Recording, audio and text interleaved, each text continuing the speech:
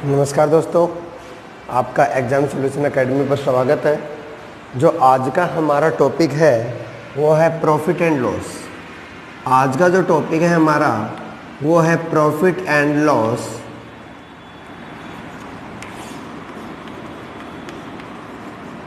लाभ और हानि। तो ये जो टॉपिक है इसमें आपको सबसे पहले पता होना चाहिए स्टूडेंट्स कि क्या होता है प्रॉफिट लॉस या फिर क्या होता है लाभ हानि। बेसिकली ये इन्हीं चीज़ों के ऊपर डिपेंड करता है। इनमें दो चीज़ें और साथ में लेके चलते हैं। एक होता है, ध्यान से समझिएगा, कॉस्ट प्राइस, जिसे आप बोलते हैं क्रय मूल्य। बिल्कुल जीरो से उठा रहा हूँ, जो पहली बार प्रॉफिट एंड लॉस कर रहे हैं वो भी इजीली समझ पाएंगे। ध्यान से देखिएगा। दूसरा जो पॉइंट इसके अंदर होता है वो होता है सेलिंग प्राइस, जिसे आप बोलते हैं विक्रय मूल्य। अब आपको पता होना चाहिए कि क्रय मूल्य मतलब जो कॉस्ट प्राइस है वो क्या है, सेलिंग प्राइस जिसके ऊपर हमने किसी भी चीज़ को सेल किया है, विक्रय मूल्य क्या चीज़ है। ये जो क्रय मूल्य होता है, कॉस्ट प्राइस, ये वो होता है जिस पर हम किसी भी आइटम को परचेज करते हैं, खरीदते हैं। खरीदा हुआ मूल्य, परचेज किया हुआ मूल्य।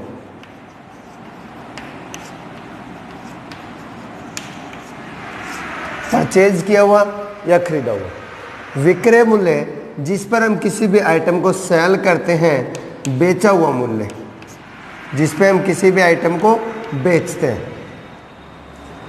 अब जब किसी भी चीज़ को हम खरीद के लेकर के आए तो अपनी जेब से जो पैसे लगे वो क्या है, कॉस्ट प्राइस है, और जिस पे वो बेचा हमने वो हमारे पास विक्रय मूल्य हो गया।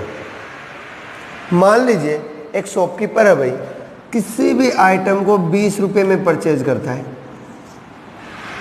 20 रुपये में परचेज किया और उसने उस आइटम को बेच दिया 25 रुपये में। वो शॉपकीपर को देखे कितने आए, 20। आने के बाद बेच कितने में दिया, 25 में।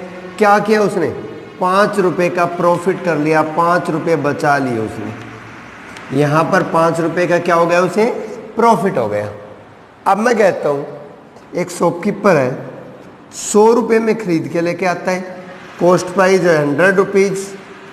उस आइटम को आने के बाद वो बेच देता है 106 रुपये में। बताइए उसे प्रॉफिट हुआ या लॉस। आप कहेंगे सर 6 रुपये का प्रॉफिट हो गया।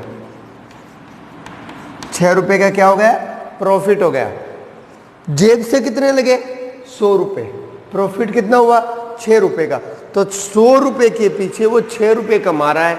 इसका मतलब 100 रुपीज़ पे जो भी वैल्यू परचेज, तो जो भी आइटम 100 के ऊपर जितना भी हम प्रॉफिट कमाते हैं या फिर हानि होती है, लॉस होता है, वो परसेंटेज में भी बोल सकते हैं उसे। क्योंकि परसेंटेज का मतलब क्या होता है कि किसी भी वैल्यू का 100 के पीछे का क्या रिलेशन है।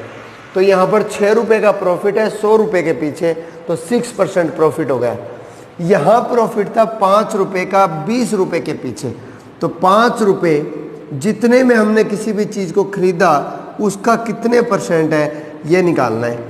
5 रुपये 20 का कितने परसेंट है, तो 5 से करेंगे 4 पे जाएगा, 4 से करेंगे बेटे कितना हो जाएगा, 25% प्रॉफिट हो जाएगा।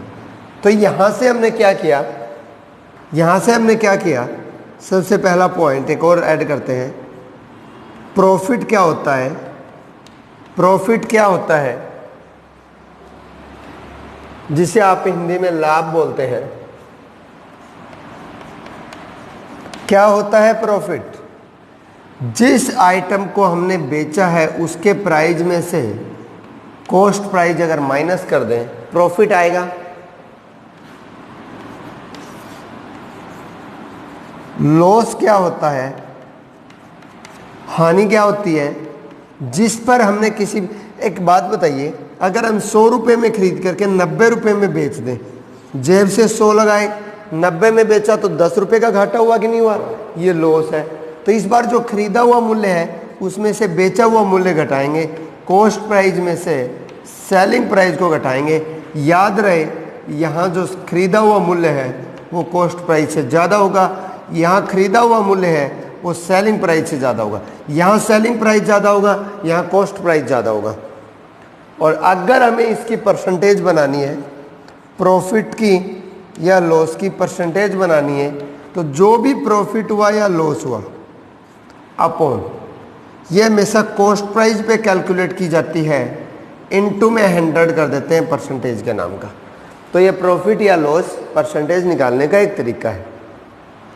चलिए यहां तक समझ आ गया होगा।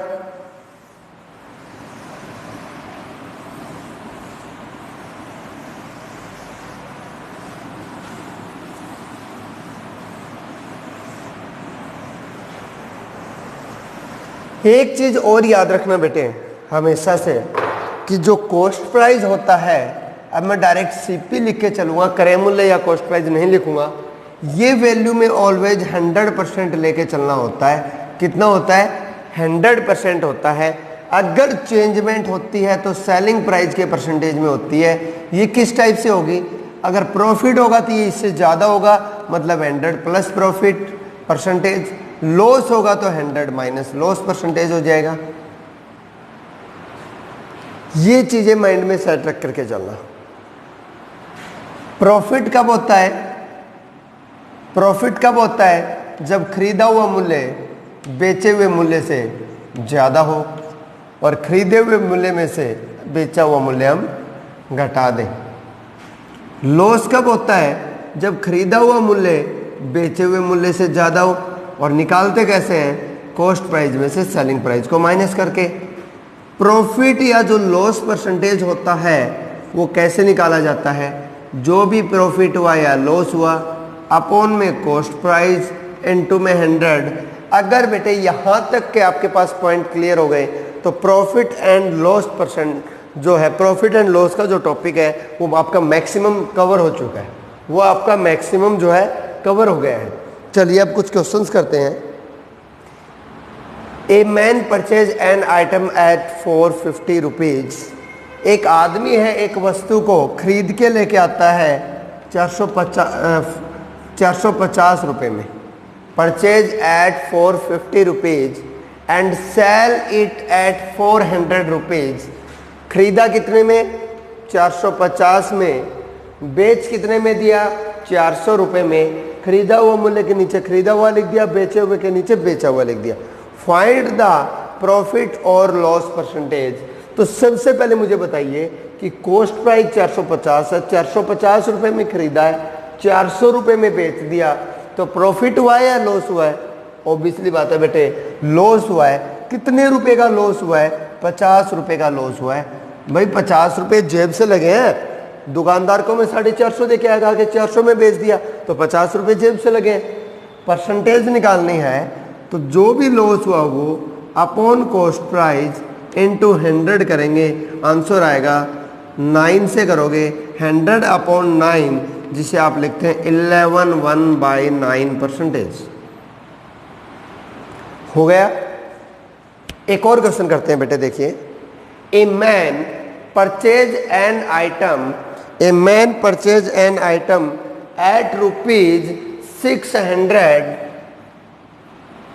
And sell it at 630 rupees. तो बेच कितने में जा रहा है?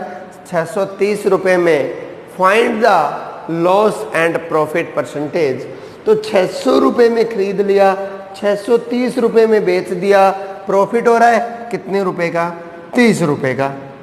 परसेंटेज बनानी है तो profit upon cost price into 100, 0 हो जाएगा, 3 से करोगे 20 हो जाएगा, 20 से करोगे 5, तो 5% प्रॉफिट।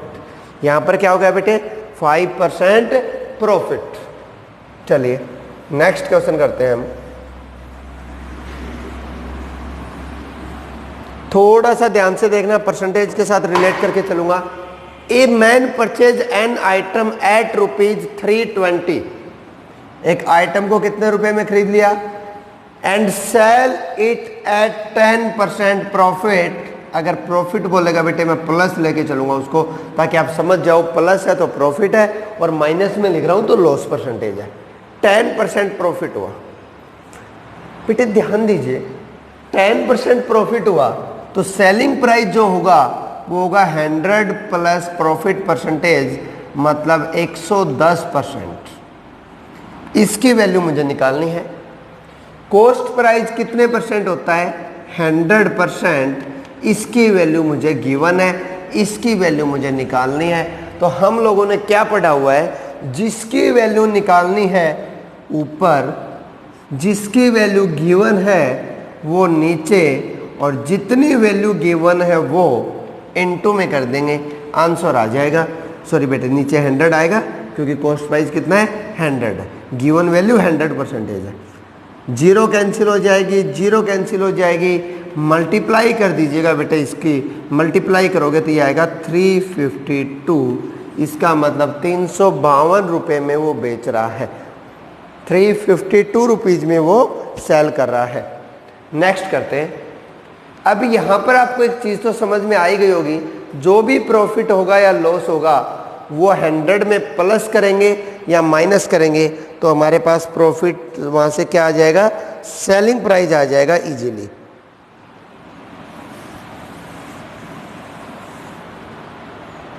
नेक्स्ट करते हैं बेटे। A man purchase an item, a man purchase an item as ₹630 and sell it at 5% loss, 5% loss, find the cost price of the, sorry, find the selling price of the item। इसका मतलब 5% loss हो रहा है बेटे, तो 100 minus 5, 95% की value निकालनी है। कॉस्ट प्राइस गिवन है बेटे, इसका मतलब 100% की वैल्यू गिवन है। जिसकी वैल्यू निकालनी है ऊपर, जिसकी वैल्यू गिवन है वो नीचे, इनटू में हो जाएगा बेटे 630। कैंसिल कर दीजिए, जो भी कैंसिल करने के बाद आंसर आएगा वही आंसर होगा बेटे। इन दोनों की मल्टीप्लाई कीजिएगा, एक के बाद डेसिमल लगा दीजिएगा, वही आपका आंसर हो जाएगा। दोनों की मल्टीप्लाई करके एक डिजिट के बाद डेसिमल लग जाएगा, वही आपका आंसर हो जाएगा। ध्यान से देखिएगा। अब क्वेश्चन में क्या दिया हुआ है? ए मैन, पिछली बार कॉस्ट प्राइस गिवन था 630 रुपीज़, 630 रुपीज़ कॉस्ट प्राइस था बेटे, और 5% लॉस हो रहा था, सेलिंग प्राइस निकालना था। अब कहता है कि a man sell an item, a man sell an item, sell कर रहा है बेटे एट ₹630 एंड लॉस ऑफ 5%। अब उसे 5% का लॉस हो रहा है। Find the cost price. इस बार उससे आपने क्या पूछा है? आपने इससे क्या पूछा है? उसने कॉस्ट प्राइस पूछा है। इसका मतलब 100% की वैल्यू पूछी गई है। 5% लॉस हो रहा है बेटे, तो 100 माइनस 5 करूँगा, कितना हो जाएगा? 95 हो जाएगा। इसका मतलब आपको 95% की वैल्यू गिवन है। मेथड वही लगना है बेटे, जिसकी वैल्यू निकालनी है ऊपर, जिसकी वैल्यू गिवन है नीचे, और मल्टीप्लाई में जो भी वैल्यू गिवन है वो कर लेंगे। मेथड वही लगना है बेटे, उसी टाइप से सोल्व होगा। अब देखिए, वो कहता है कि a man sell an item, a man sells an item at ₹945 and get a profit of 5%। अब उसे 5% का प्रॉफिट हो रहा है। At how many rupees it will be sell, then he will get 15% profit। कहता है कि वो कितने रुपए में बेचे कि उसे 15% का प्रॉफिट हो जाए। आप लोग सोच रहे होंगे सर हम ऊपर वाले से पहले कॉस्ट प्राइस निकाल लेते हैं, फिर कॉस्ट प्राइस में 15% का प्रॉफिट करके सेलिंग प्राइस निकाल लेंगे। स्टेप कितने हो गए बेटे? इसमें 2 स्टेप हो गए। बट ये जो क्वेश्चन है वो 2 स्टेप के नहीं है, एक ही स्टेप में हो जाने चाहिए। 5% प्रॉफिट, इसका मतलब बेटे ये जो वैल्यू है वो कितने परसेंट है? 105% है।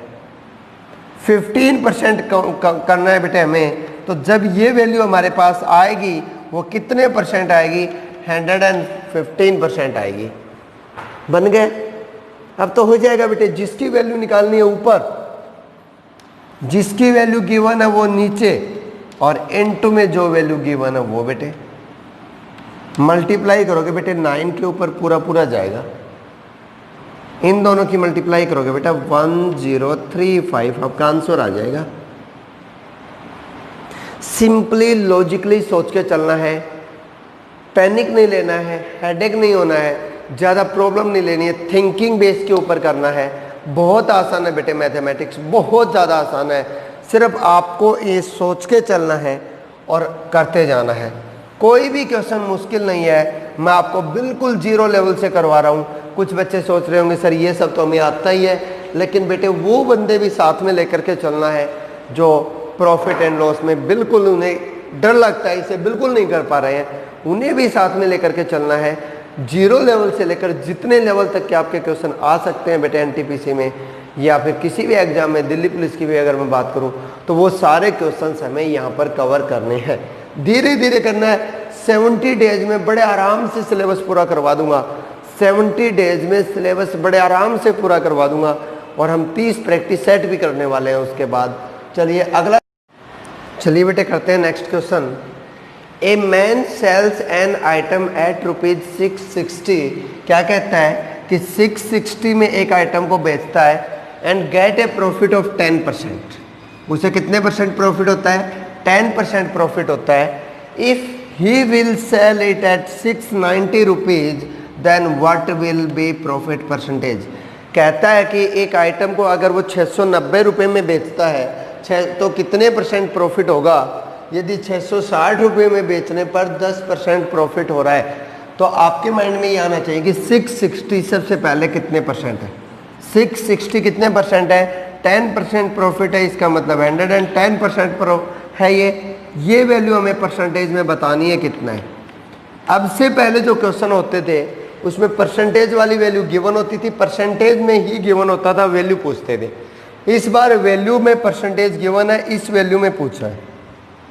जिसकी वैल्यू पूछी है ऊपर 690 की पूछी है, जिसकी गिवन है नीचे 660 इंटू जितना गिवन है इंटू में आ जाएगा, एक जीरो कैंसिल, 11 से करोगे बेटे 6 के ऊपर जाएगा, और इसको 6 से अगर कैंसिल करते हैं तो 6 1 जा 6, 6 1 जा 6 एंड 6 5 जा 33 बचता था। इसका मतलब बेटे ये वैल्यू 115% है। अगर एक वैल्यू 115% है, उसमें से 100% अगर उसका कॉस्ट प्राइस है तो बचेगा वो सेलिंग प्रॉफिट परसेंटेज बचेगा।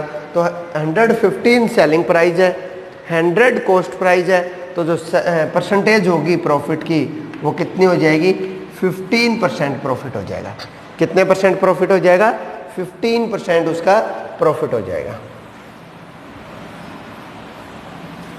चलिए नेक्स्ट करते हैं।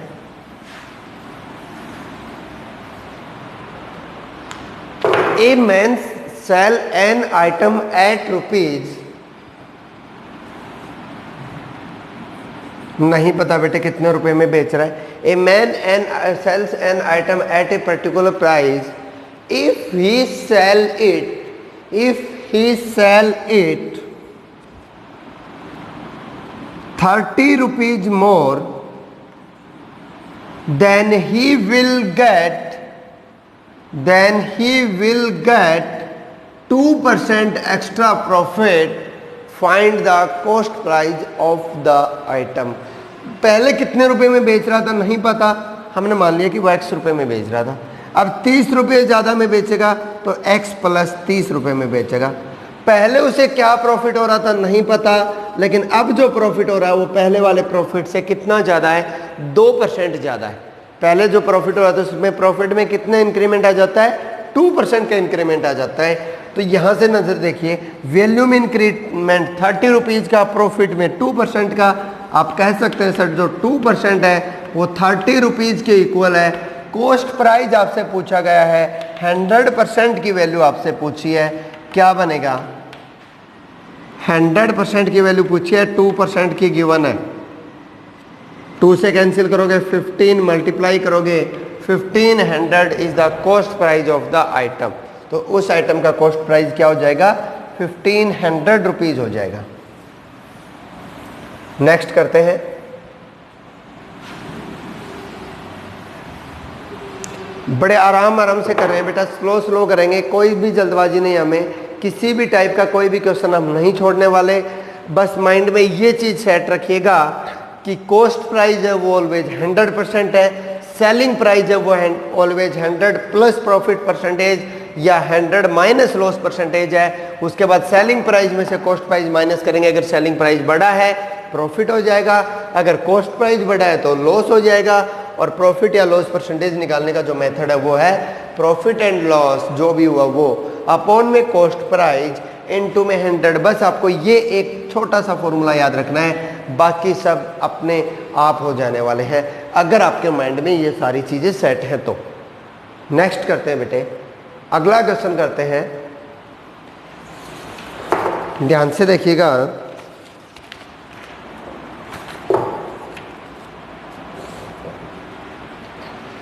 अब जो क्वेश्चन आ रहा है उसमें क्वेश्चन किस टाइप से देगा कि selling price of 2 item is equal to cost price of 3 item. Selling price of 2 item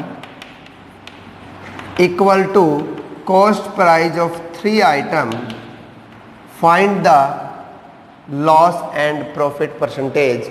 तो हम लोग सोच के चलते हैं भाई जो कॉस्ट प्राइस है सेलिंग प्राइस है, इस बार सेलिंग प्राइस को नीचे लिखेंगे, फॉर्मूला हमने पढ़ लिया है कि selling price minus cost price upon selling price into. नहीं याद रखना भाई, नहीं याद रखना, एक लॉजिक बता रहा हूं।